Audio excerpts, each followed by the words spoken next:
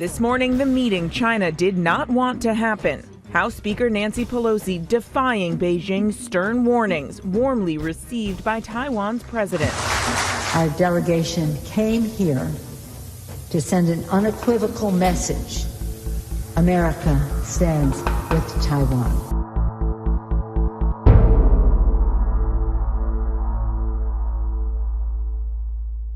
Namaskar. Recent visit of Speaker Pelosi to Taiwan has caused a storm of upheaval. The world, which was already reeling under a crisis in Ukraine, is readying itself for a new crisis. The cross-strait relations has gone to the abysmal low, and the clouds of war are gathering in the region. To discuss this, today we have a very special guest with us, Mr. Jay Maniyar. Shri Maniyar is a researcher who has written 2 books for the prestigious National Maritime Foundation. He is a research fellow at the Defense Research and Studies think tank. He is a member of the Indo-Pacific Circle and the chief editor of an upcoming monthly magazine at the Indic Research Forum. Sir, it is an honor and a pleasure for us to welcome you to ISSF SAMVAAD. Thank you so much for your time, sir. Thank you. It is an honor and a pleasure and a privilege for me to be here too. Thank you so much, Udayan. Thank you so much, sir. Sir, I'll start by asking you the reason behind this surprise visit of Ms. Pelosi. Because, sir, if you'll see, we are already engaged in a conflict in Ukraine. So what was the reason behind, according to you, to make this surprise visit? Is it related to the recent midterm elections which President Biden has to fight? Or is it some kind of some else reason, sir? So kindly your views, sir. Yeah. It doesn't seem to me as I've read about it and as I've understood it that it might not have so many domestic links or any domestic link for that matter. It is clearly a geopolitical issue. It is a serious, sensitive issue at the international level for the US, and the reason behind the surprise visit is clearly to show solidarity with the Taiwanese cause. So while the US has the one China policy, what they have smartly done is also sided with Taiwan, and they have not made themselves clear as to what they intend to do going ahead, which means they are sticking to their policy of strategic ambiguity, which is what they have openly claimed to do, and this is ahead of strategic clarity. And what they do by this is they make sure that nobody is able to understand truly what their geopolitical aims and objectives are. So as per me, the surprise visit, what it does is that it basically makes a case for the US siding with Taiwan. While all along it has supported the one China policy, this has been going on for a long time. There have been previous Taiwan Straits crisis, and this is deemed to be the 4th one. So I am of the view that it is clearly meant to send a message to the main adversary, which is China. And Taiwan, by siding with Taiwan, the US has made clear that it stands for democratic ideals, norms, values, ahead of the Chinese communism. So the US is basically it is going slow, but it is also being definitive in its approach. It is making things clear, and it is telling what it wants to tell without even revealing the more darker side or the more clearer side, which means they're sticking to strategic ambiguity ahead of strategic clarity, and that is what would be my take on this issue. Right, sir. Sir, as we all know, this visit by Speaker Pelosi, it has riled up Beijing, and they have really escalated their response. So what, according to you, will be Beijing's response to it? Because they have now got a plethora of options. One is intensifying the drill, or a proper invasion, or increasing the cyber attack. What, according to you, will be Beijing's response to this visit? Beijing, as it has come in the news, the issue is quite old now. It's 2 to 3 weeks old. And what we have seen is that the Chinese have undertaken the largest ever drills around the Taiwan Straits than previously. And they have sent out 27 aircrafts to conduct sorties, and they have been firing missiles in the area. So they've been doing a lot of this stuff. all of this points to just how much China values Taiwan, and any geopolitical move by a power such as the US is not something that China takes too easily. So by setting out on a massive military mode, by pressing the right buttons of all that you can do to claim what you believe is your territory, is what China is doing. So there have been live fire drills, there have been missile launches, there have been aircraft sorties, there have been warnings. There have even been cyber attacks, but it's still unclear whether what the source of those attacks were. And apparently, some of the Taiwanese websites, they have displayed these Chinese messages. So that is something that that the Chinese you would have expected China to do that, because it is a major sort of a participant in this issue. It has to get Taiwan back. They have openly claimed that Taiwan only belongs to China and it cannot be an independent country. It cannot be autonomous. It is merely a province of Beijing. So that is what I feel is the issue regarding the Chinese response. And China doesn't even care about what its neighbors would think about this. What would be the greater fallout of this issue? Japan, South Korea. China doesn't care if there have been drills in this area. There have been if the missile launches are sort of trespassed into Japanese territory or the South Korean exclusive economic zone or something like that. So that is my view on what China perceives this issue to be, which is that it is the foremost geopolitical issue for them, and they will not compromise at any point. Right, sir.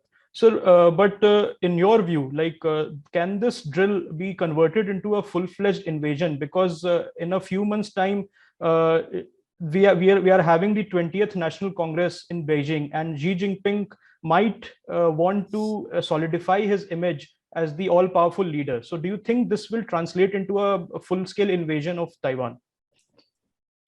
Actually, the ball is already in Xi Jinping's court, because he has been given the mandate to be the president for as many terms as he wishes to be.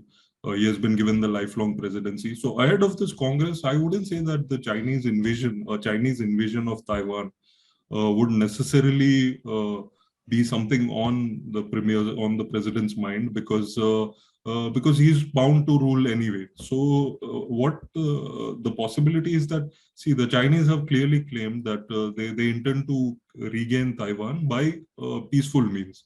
So even during this visit, the Chinese never sort of threatened directly, but they gave these indirect messages through their live fire drills and aircraft sorties. And they are still sort of making a point, or at least approaching the matter in a way that can we resolve this peacefully? Can we gain what is ours peacefully? So they want to do that, and they keep asking other countries that just hold up the one China policy. US, India, for that matter, they have all been committed to the one China policy. And for Beijing, there is no Taiwan as a separate country, as a separate government. So an invasion of Taiwan would probably not be something on Xi Jinping's mind, because he knows that he will eventually seek to secure Taiwan in a peaceful way. That the Chinese have openly claimed that they want a peaceful resolution of this issue. And while there is a strong military element which makes you think that what will the Chinese, and as in the PLA could cross several lines in getting Taiwan back, but that does not seem to be the headline of this whole topic. For example, if I had to write a paper on this, I would give the heading that the Chinese want Taiwan, but I wouldn't be clear that they want it militarily and they are willing to, go out and do a Russia-Ukraine or something like that. So my view is that while the 20th Congress is very important and Xi Jinping has to make some sort of a case for regaining Taiwan, an invasion might not constitute an important part of that case, and it would be more like the Chinese will just hide their strengths. They would bide their time, they would wait in the shadows, and then they would want to get it in a simple, peaceful way through negotiations or something like that. So that is my view on the invasion aspect. And while the Western media keeps using words like invasion, I would still refrain from going that far. And I would see the Chinese as probably wanting to regain Taiwan in a very normal, straightforward way. Right, sir. Sir, we'll move on to the preparedness of the Taiwanese defense forces, right? Because from the past few years, the Taiwanese defense forces has come under heavy criticism regarding their preparedness to counter a Chinese invasion. So, say China and Taiwan, they get into a limited conflict. So, do you see the Taiwanese defense forces able to successfully counter this scenario? The Taiwanese defense forces, as far as they are concerned, they're still they're somewhat like they are assisted by the United States. So they have F-16s in their arsenal. They have a formidable sort of force for self-defense. But I don't see there being like a limited conflict on this matter.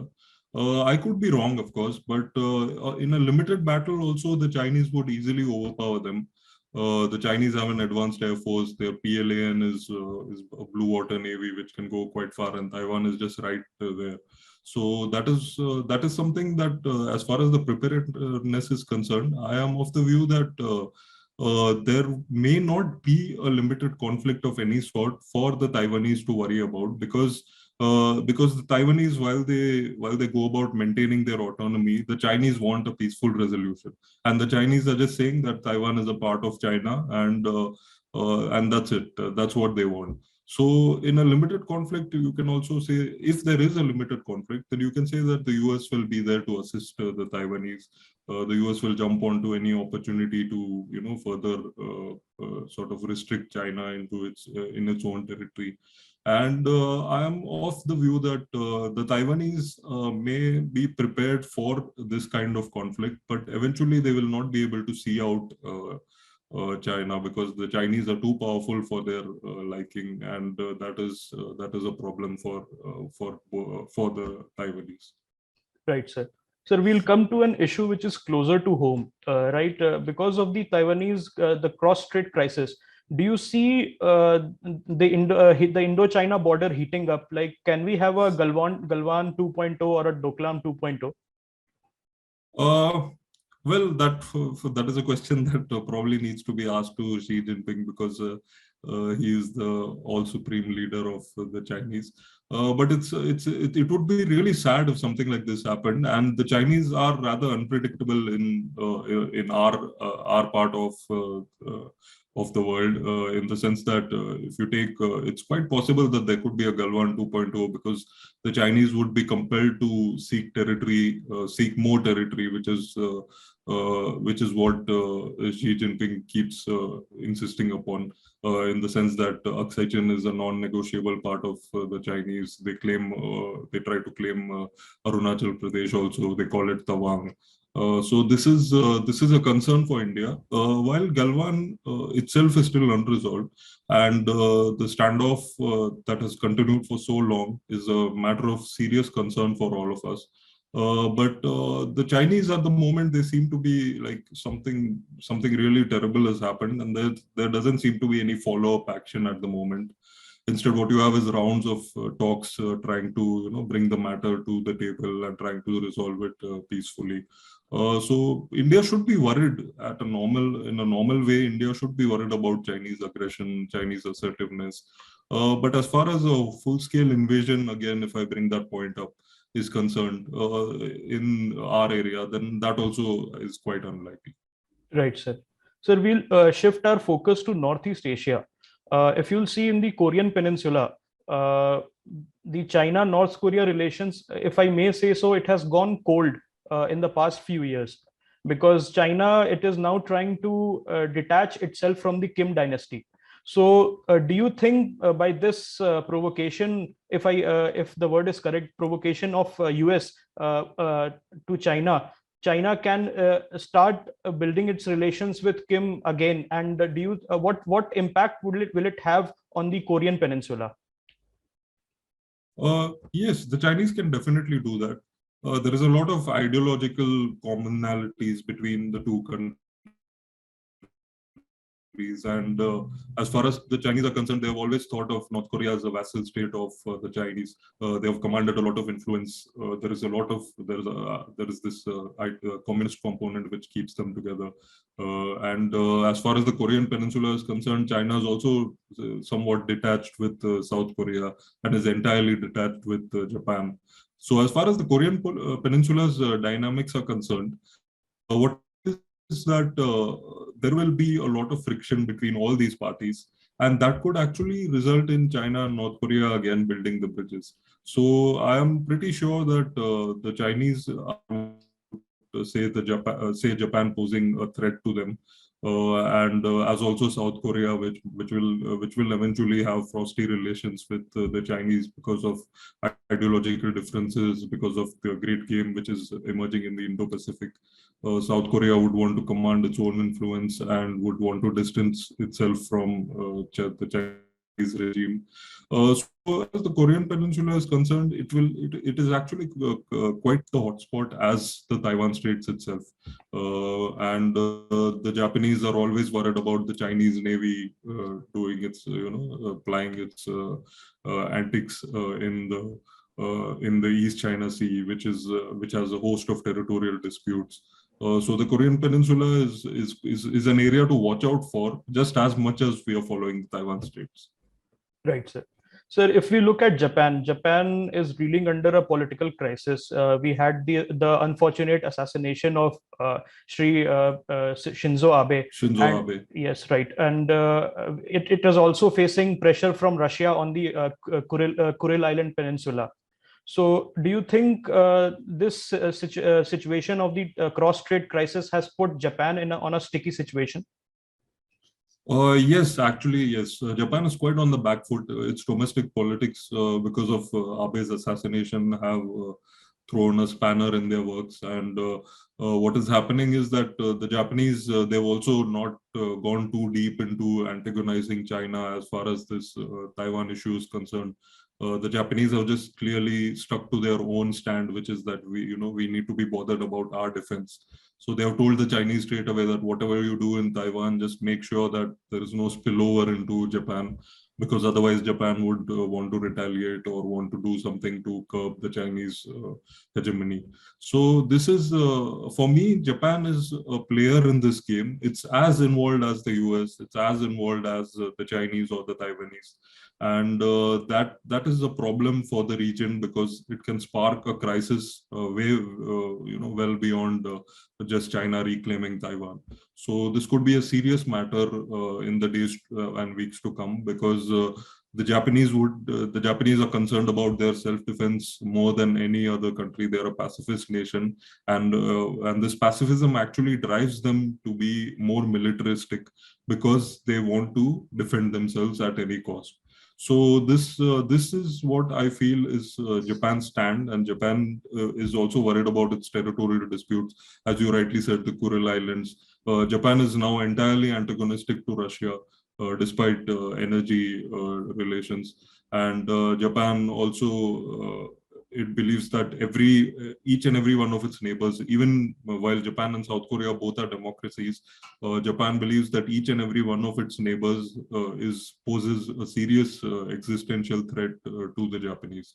So it's a huge problem for the Japanese, this issue, as well as the ongoing territorial disputes, as well as the possibility for the region to sort of explode into something that wasn't imagined, and it could even trigger who knows, a greater conflict. Right, sir. So now we'll move on to some questions from our readers. Sir, we had sent out the request, and our readers had sent us many questions, but we have filtered out the best for you. Okay, so we'll start with the first question by Tecton. How do you see the recognition of Taiwanese independence by the United States in the next 5 to 8 years if the situation gets worse?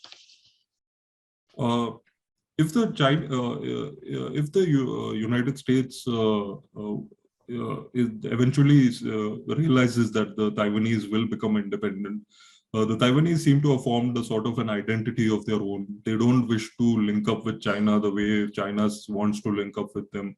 and the way China believes that Taiwan is just a province. For many Taiwanese, Taiwan is not a province. It is a country by itself, which seeks to have broad diplomatic foreign relations with other countries.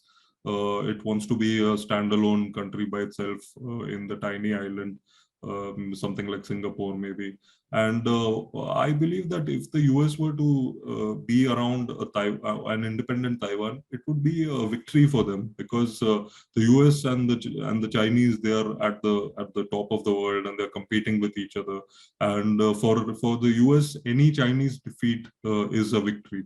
So the US is now increasingly vocal about the Taiwanese cause, even though they directly do not support the independence of Taiwan. And what is happening is that the US is waiting and watching. It is supporting Taiwan. At the same time, it's not saying anything against the One China policy. So that is what my view is about the US US and Taiwanese independence. Right, sir. The second question we have is from Shrish. He asks, what will be the impact of this visit and this crisis on the ASEAN countries and the South China Sea region? Okay, as far as ASEAN is concerned, it is probably more not closer. I wouldn't use the word closer, but it seems to be rationally sort of aligned with China, and in the sense that many of its members have territorial disputes, but ASEAN refrains from any participation in these disputes. And for ASEAN, it is the issue. The Taiwan Straits are in its proximity, so that is a serious problem for them. And as far as their stance is concerned, I think that they wouldn't want to rile China. They wouldn't want to upset China. So they will probably again opt for the peaceful resolution of these disputes. And they would, as far as Taiwan is concerned, I am not sure if ASEAN would support its independence or anything of that sort. ASEAN would probably keep itself away from this issue and focus more on trade and other relations. But as far as its stance is concerned, yes, it definitely does not like to align itself against China. Right, sir. So the final question we have is from Tecton again. He asks, could we see a permanent US base on the Taiwanese island if the situation gets worse? I would say that yes, it's quite possible, but the US is already in the region. It has bases in Japan, so it can, if it doesn't want to, antagonize China, then it might not go as far as setting up a base. But what it can do is conduct patrols around the Taiwan Straits. It can send its destroyers and other warships to the Taiwan Straits. And it has its military presence in Japan and South Korea, and that is quite close for the US to monitor the whole situation. And the possibility of a future military base would be contingent on the way the situation develops, in the sense that if China poses a very direct and a real threat, then that is when the US will be compelled to move into Taiwan. Right, sir. Sir, on that note, we'll wrap up the discussion. And it was an honor and a privilege for us to have you here. And we are sure that our readers and our audience will enjoy your brilliant insight on such a crucial matter. Thank you so much, sir. Thank you so much for coming on ISF SAMVAAD. Thank you so much, Mr. Udayan. Thank you so much, sir.